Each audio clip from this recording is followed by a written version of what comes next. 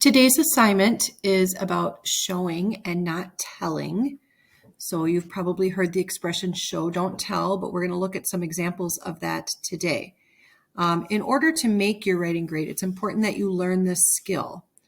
When you're telling a story, a lot of times your details are limited. Word choice might be uninteresting or vague. And so to spice up your writing, yesterday you learned about sensory and figurative language. And today you're going to learn about how to just change some of your word choice in addition to using sensory and figurative language to really show your story instead of telling your story. And dialogue does this as well, which is why we've learned about dialogue, because sometimes that can be much more effective in showing, not telling.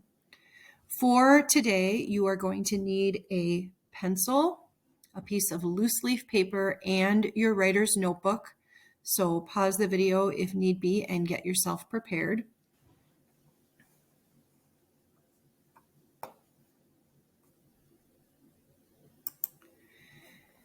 To begin, I'm going to show you a few examples. So telling is simply stating the facts. Cindy was angry at her younger brother.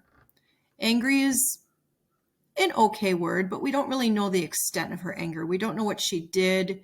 We don't know what it looked like. And anger looks different with every single person.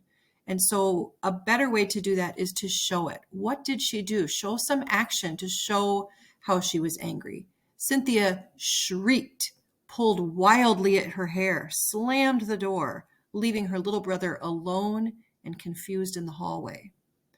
That tells us a lot more. Yes, I changed the name too, but that tells us a lot more about what her anger looked like, what she actually did.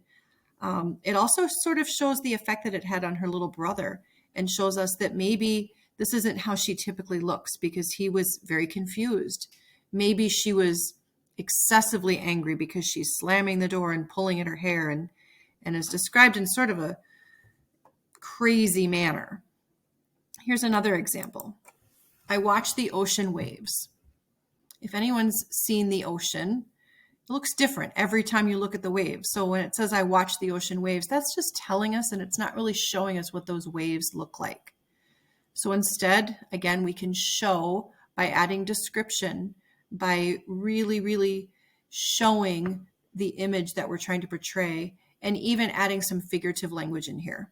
I stood mesmerized as the white caps of the ocean waves dug into the sand as if grasping for one more breath of life. So here I used stronger words. I used mesmerized instead of just watching. I described them, the white caps of the ocean waves, instead of just saying the ocean waves. And then again, I have some figurative language. I have hyperbole as well as personification because I'm making the sand sort of like a human grasping for one more breath of life, and a little bit of an exaggeration. So hyperbole as well. Here is a third example. I love pizza. It doesn't really tell me what I love about pizza. It doesn't really tell me anything about this pizza, what kind of pizza it is. If I've never tasted pizza, it doesn't really tell me what's great about pizza. So here I'm showing with description again. As I took my first bite of the hot slice, piled high with melted provolone and thick pepperoni, I knew I had found a small slice of heaven. Once again, I'm showing what this pizza's like, maybe making you hungry, instead of just telling you I love pizza. So your first assignment on your loose leaf paper is to look back at my entire football career. Look at the story, look at the copy of the story that I have linked in here, and you'll find that I have 4 sections highlighted. I want you to number your paper 1 to 4. And for each highlighted section, I want you to tell me what it shows. What exactly does it show? If you listen right now, I'm going to go ahead and do the first one for you.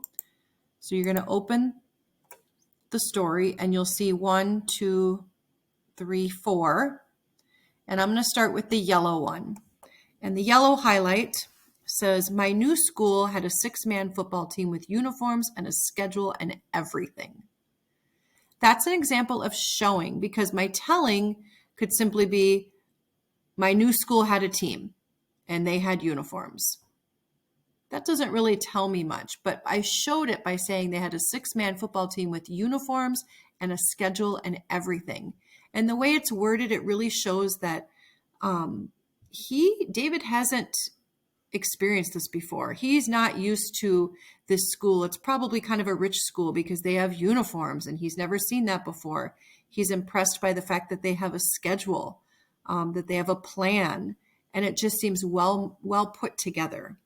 So for this one on my paper, I would put yellow, and I would put that this shows how much more put together this team is, maybe how much more money this team has than anything that he has experienced before. Then what you're going to do on your paper is the same thing with the green. Tell me what this part in green shows us. What does this part in blue show us? And what does this part in orange show us? Once you are finished, you'll move on to part 2 of your assignment. Part 2 is some continued practice. I have 7 sentences. Monica is really bossy. Zuri's family is rich. It is really cold outside today. The sunset was pretty. Dwayne Johnson is strong.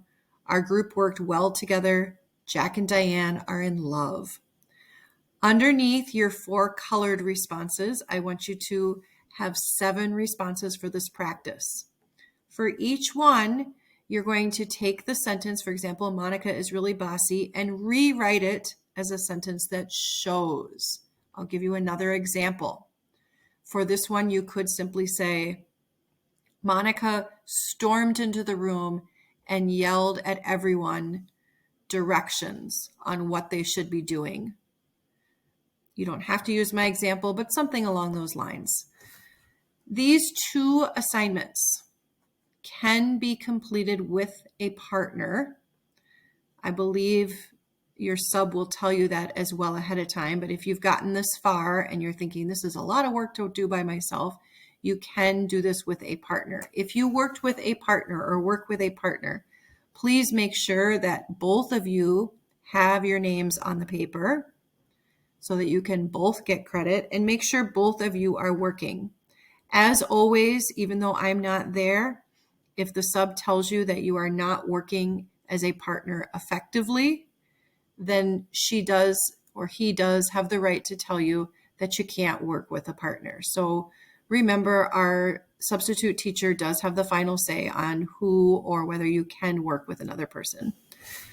Also, students who are working together will be remaining in the house area, in the classroom. We are all staying in the classroom today. All right, when you are finished, you are going to move on to the last slide, and this is your notebook prompt, and this is definitely something that you are doing on your own. It's prompt 8. It's titled Show Don't Tell. The date is October 13th.